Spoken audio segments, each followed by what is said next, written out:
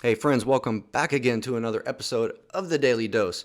We're on day number 238 today. We are in the book of Matthew 5 through 6. I'm going to try to keep this one short and sweet today, but we've got a lot to cover, so I'm going to jump right in. Again, day number 238 in our Daily Dose, Matthew chapter 5 and 6.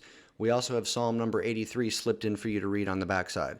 So let's jump right in. We start off with the Sermon on the Mount today. That's what pretty much the majority of this text today is going to be about, the Sermon on the Mount, right? The Sermon on the Mount starts out with the Beatitudes, okay? What is a beatitude, you might ask? If you look up in the dictionary, it's going to say that it means either supreme blessedness or a state of utmost bliss. So these are called the Beatitudes because there's a number of things where God says, hey, people that exhibit this type of trait are usually happy. People that exhibit this type of trait will be comforted, right? He talks about people who are like a certain way or who do a certain thing, and then he gives them some sort of a consolation. People who mourn are blessed because they will be comforted, right?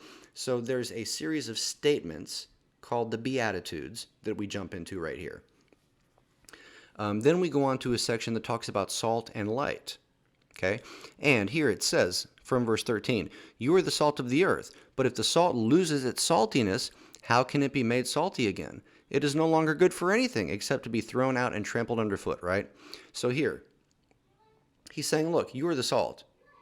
And what's the purpose of salt? The purpose of salt is its saltiness. It adds flavor, right? So if salt, whose purpose is to add flavor, if the salt goes bad and somehow doesn't work anymore and it loses its saltiness and it does not add flavor to your food, would you use it? No, it would not have a purpose, right? It would not have a purpose.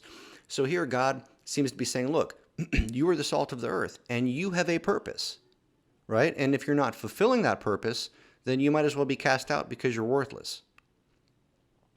But then it goes on to say in the next verse, you are the light of the world. A town built on a hill cannot be hidden. Neither do people light a lamp and put it under a bowl.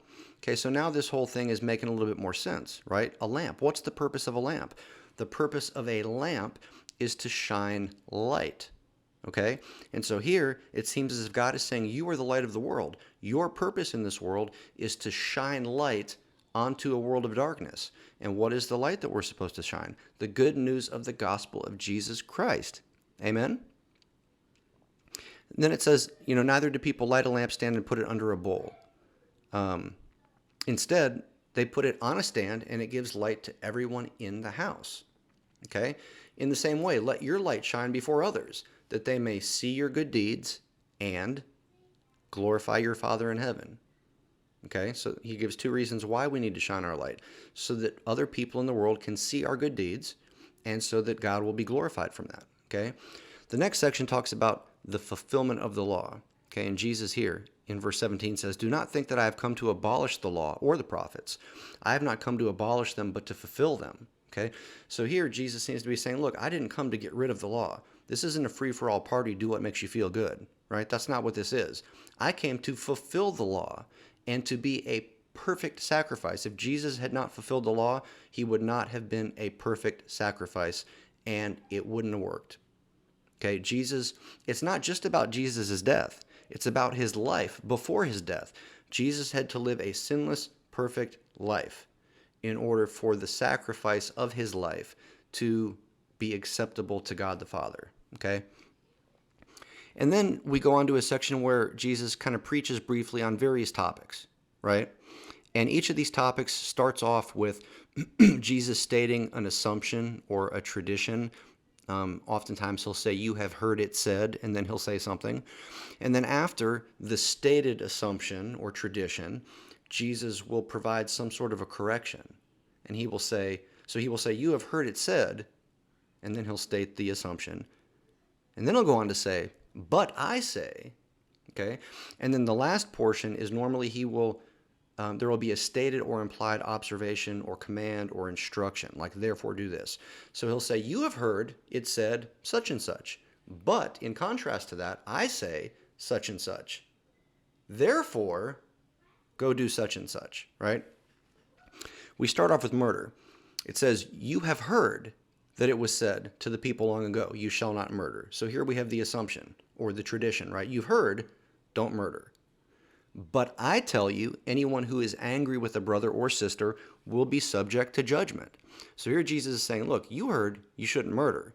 Okay, well, that's right. But I'm going to take it one step further. But not only should you not murder, but if you are angry with a brother, and the implication here is without reason, right? Because we know there's righteous anger. We've read in the Bible that God can get angry. Being angry is not a sin. What I will say is I believe that being angry at something other than sin is a sin, okay?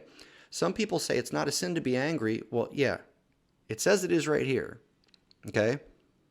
It says it is right here. It is a sin to be angry, and the implication is anger for no reason. Okay? Again, if someone commits a sin and you witness injustice that is spawned from sin, it's okay to be angry about that sin, right? But it's another thing to be angry at somebody for a trivial reason, or better yet, for no reason of any value or importance, right? So from there, it says, therefore, if you are offering your gift at the altar and there remember that your brother or sister has something against you, first go and be reconciled to your brother and sister. Leave your gift there at the altar, go and make things right, then come back and offer your gift at the altar. I'm sorry. And something that I noticed there in those instructions is that God doesn't separate the worship from the worshiper, right? If somebody does not have a thankful and grateful and forgiving heart, if somebody is holding on to a grudge, holding on to sin, God is in effect saying, look, I don't want your sacrifice. I don't want your offering if you're harboring resentment in your heart. You need to get that stuff cleaned up before you come and offer what you're trying to offer to me. Okay? That's kind of what I see happening there. Then we move on to adultery. You have heard, you shall not commit adultery. But I tell you, Jesus says, that anyone who looks at a woman lustfully has already committed adultery in his mind with his eyes, right? And then we have the instruction at the end. If your right eye causes you to stumble, gouge it out, because it would be better for you to lose one part of your body than to be thrown into hell. Then we move on to divorce. It has been said, anyone who divorces his wife must give her a certificate of divorce. And then Jesus says, but I tell you, anyone who divorces his wife except for sexual immorality makes her the victim of adultery. And there's not a stated instruction, but it's implied, therefore, don't get divorced. Unless there is unfaithfulness in the bedroom, you have no reason and are not permitted to get divorced, is what Jesus said, right? He didn't say if you're in an abusive relationship, you can get divorced. He didn't say that, right? He didn't say if you made a bad decision when you were young and now you feel like you're stuck in an unhappy marriage, then it's okay to get divorced. He didn't say that. He says for sexual immorality. That's it. Otherwise, you're going to commit adultery if you leave that marriage and get involved with someone else, okay? Then we go on to talk about oaths. It talks about the concept of taking an eye for an eye, for loving your enemies, for giving to the needy. Talks about prayer, talks about fasting, and I'm just kind of glancing over some of these now because we've looked at a few in detail, and I encourage y'all to go read all these on your own. And then we read a little section about treasures in heaven. Right? In this section, just something I think it's important to note. It says, no one can serve two masters. Either you will hate one and love the other, or you will be devoted to one and despise the other. You cannot serve both God and money. I think there's a whole lot of truth to that. If you try to serve two masters, if you try to be a Christian and serve God, and at the same time you are living in your own little world of addiction and giving in to sensual lusts of the flesh that are sinful, it's not going to work out, right? You're ultimately either going to devote your time and your real heart to the lust of the flesh and the lust of the eyes and the pride of life, or you're going to ultimately devote yourself to the Lord. Here, Jesus is saying that you can't do both. You can try, but it's not going to work. It's not going to work. It's either going to go one way or the other. You can't do both. You can't have your cake and eat it too, right? Then the last section And I think this is actually one of the most underrated and under talked about ones in this whole Sermon on the Mount. Do not worry. Okay? Therefore, I tell you, do not worry about your life. That's a command, friends. That's not a suggestion. Jesus says, therefore, I'm telling you, right? Imagine Jesus looking at you and saying, hey, I'm telling you, do not worry. Do you ever worry? Do you have a habit, a habitual sense of worry and anxiety all the time?